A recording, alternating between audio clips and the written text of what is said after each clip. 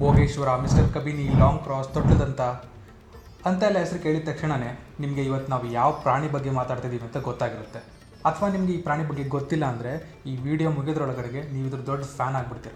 ಆ ಗಾತ್ರ, ಆ ನಡುಗೆ, ಅಂಥ ಶಾಂತ ಸ್ವಭಾವ ಬಹುಶಃ ನೀವೆಂದೂ ಕೇಳರಿಯದಂಥ ಪ್ರಾಣಿಯ ಕಥೆ ಆಗಿರುತ್ತೆ. ಬಹುಶಃ ಮುಂದೆ ಕಾಣೋಕೆ ಸಿಗದಂತಹ ಅತಿ ದೊಡ್ಡ ಏಷ್ಯಾಟಿಕ್ ಕಥೆ ಆಗಿರುತ್ತೆ. ಇಂಗ್ಲೀಷಲ್ಲಿ ಜೆಂಟಲ್ ಜೈಂಟ್ ಅಂತಾರೆ. ಹಾಗಂದರೆ ಈ ದೈತ್ಯಾಕಾರದ ಪ್ರಾಣಿ ಭಾಳ ಸೌಮ್ಯತೆಯಿಂದ ನಡ್ಕೊಳ್ಳೋ ರೀತಿಗೆ ಹಾಗೆ ಕರೀತಾರೆ. ಸೊ ಬನ್ನಿ ಈ ವಿಡಿಯೋದಲ್ಲಿ ಈ ಜೆಂಟಲ್ ಜೈಂಟ್ ಬಗ್ಗೆ ಜಾಸ್ತಿ ತಿಳ್ಕೊಳ್ಳೋಕ್ಕೆ ಪ್ರಯತ್ನ ಮಾಡೋಣ. So welcome to jungle's whisper. ನನ್ನ ಹೆಸರು Ajay. So let's begin the story of the majestic elephant of Kabini, mister Kabini ಅಥವಾ ಭೋಗೇಶ್ವರ ಅಂತ ಕೂಡ ಕರೀತಾರೆ.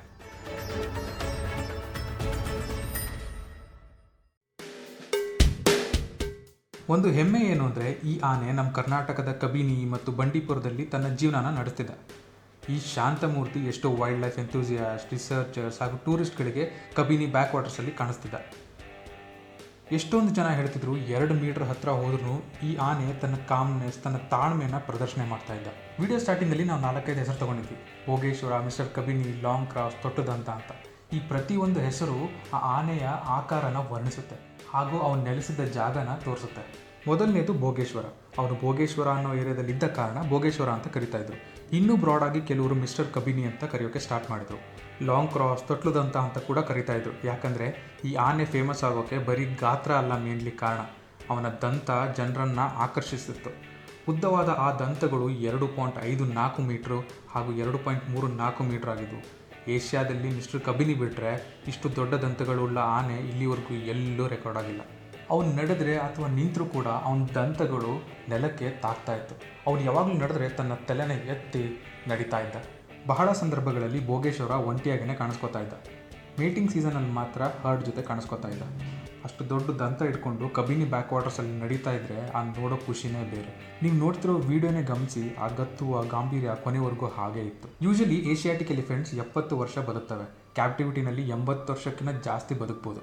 ಜೂನ್ 11ಕ್ಕೆ ಫಾರೆಸ್ಟ್ ಅಫಿಷಿಯಲ್ಸ್ ಪ್ಯಾಟ್ರೋಲಿಂಗ್ ಮಾಡುವಾಗ ಅವ್ರಿಗೆ ಬಂಡೀಪುರ್ ಟೈಗರ್ ರಿಸರ್ವ್ನ ಗುಂಡ್ರೆ ರೇಂಜಲ್ಲಿ ಒಂದು ಆನೆ ಸತ್ತಿರೋದು ಕಾಣುತ್ತೆ. ಆನೆ ಸತ್ತು 3-4 ದಿನ ಆಗಿತ್ತು ಅಂತೇಳಿ ಡಾಕ್ಟರ್ಸ್ ಕನ್ಫರ್ಮ್ ಮಾಡ್ತಾರೆ. ಆನೆಯ ದಂತಗಳನ್ನ ನೋಡಿದ ಮೇಲೆ ಇದು ಮಿಸ್ಟರ್ ಕಬಿನಿ ಅಂತ ತಿಳಿಯುತ್ತೆ. ಅಲ್ಲಿಗೆ ಅವನು ಹತ್ರ 60-70 ವರ್ಷ ಆಯಸ್ಸನ್ನ ಕಳೆದಿದ್ದ ಹಾಗೂ ಇದು ನ್ಯಾಚುರಲ್ ಡೆತ್ ಅಂತ ಕೂಡ ಕನ್ಫರ್ಮ್ ಮಾಡಿದ್ರು ಡಾಕ್ಟರ್ಸ್. ನಾವು ನೋಡ್ದಂಗೆ ಹೆಂಗೆ ಅರ್ಜುನನ ಪೂಜೆ ಮಾಡಿ ರೆಸ್ಪೆಕ್ಟ್ ಕೊಟ್ಟು ಮಣ್ಣು ಮಾಡಿದ್ರು ಆ ಥರ ಮಿಸ್ಟರ್ ಕಬಿನಿನ ಹಾಗೆ ಮಾಡಲಿಲ್ಲ.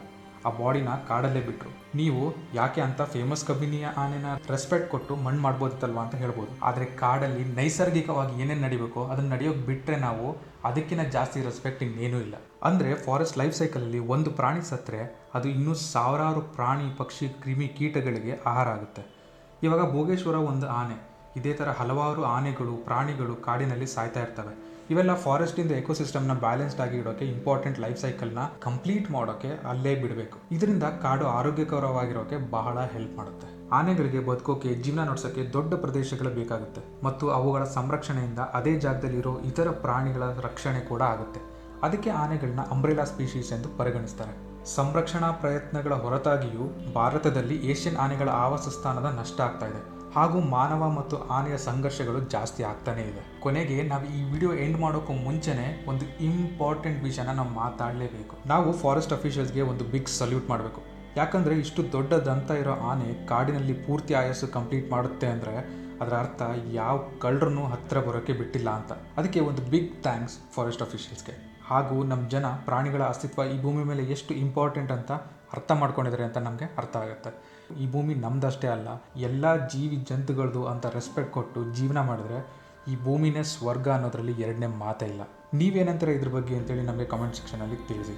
ಹುಲಿಗಳು ಹುಟ್ಟಿದಾಗಿಂದ ಇರೋ ಸ್ಟ್ರೈಪ್ ಮಾರ್ಕ್ಸ್ ಅಥವಾ ಟೆರಿಟೋರಿಯಲ್ ಫೈಟಲ್ಲಿ ಆಗೋ ಇಂಜುರೀಸ್, ಅದರ ಟೆರಿಟರಿನ ರೂಲ್ ಮಾಡೋ ರೀತಿಗಳ ಮೇಲೆ ಕತೆಗಳು ಡೀಪ್ ಆಗಿ ಹೋಗುತ್ತೆ. ಕಾಡಾನೆಗಳಿಗೆ ಹಾಗಾಗಲ್ಲ. ಮಿಸ್ಟರ್ ಕಬಿನಿ ಕೂಡ ತನ್ನ ಪ್ರೆಸೆನ್ಸ್ನ ತೋರ್ಸೋಕ್ಕಾಗಿದ್ದು ತನ್ನ ಆ ದೊಡ್ಡ ದಂತಗಳನ್ನ ಜನರು ಅಬ್ಸರ್ವ್ ಮಾಡಿ ಟ್ರ್ಯಾಕ್ ಮಾಡೋಕೆ ಸ್ಟಾರ್ಟ್ ಮಾಡಿದ ಮೇಲೆ. ಅಷ್ಟೊತ್ತಿಗಾಗಲೇ ಭೋಗೇಶ್ವರ ಅವ್ನು ಫುಲ್ ಸೈಜ್ಗೆ ಬಂದಿದ್ದ. ಸೊ ಅವನ ಹಿಂದಿನ ಕತೆ ನಮಗೆ ಗೊತ್ತಿಲ್ಲ. ಆದರೆ ಗೊತ್ತಾದ ಮೇಲೆ ನಮ್ಮ ಜನರು ಕೊಟ್ಟಿರೋ ಆ ರೆಸ್ಪೆಕ್ಟ್ ಆ್ಯಂಡ್ ಪ್ರೀತಿ ಭೋಗೇಶ್ವರನ ಆತ್ಮಕ್ಕೆ ಶಾಂತಿ ಕೊಟ್ಟಿರುತ್ತೆ ಅಂತ ನಾವು ಭಾವಿಸ್ತೀವಿ.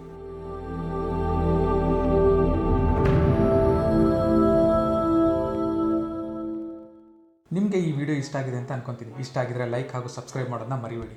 ಹಾಗೂ ಮುಂದಿನ ಕಥೆಯಲ್ಲಿ ಒಂದು ಭಯಾನಕ ಸಿಂಹದ ಕಥೆನ ತೊಗೊಂಡ್ಬರ್ತಾ ಇದ್ದೀವಿ. So stay tune. ನಿಮ್ದು ಏನಾದರೂ ಸಜೆಷನ್ಸ್ ಇದ್ದರೆ ಕಾಮೆಂಟ್ ಸೆಕ್ಷನಲ್ಲಿ ನನಗೆ ತಿಳಿಸಿ. ನೆಕ್ಸ್ಟ್ ವೀಡಿಯೋದಲ್ಲಿ ಸಿಗೋಣ. Until then take care, see you.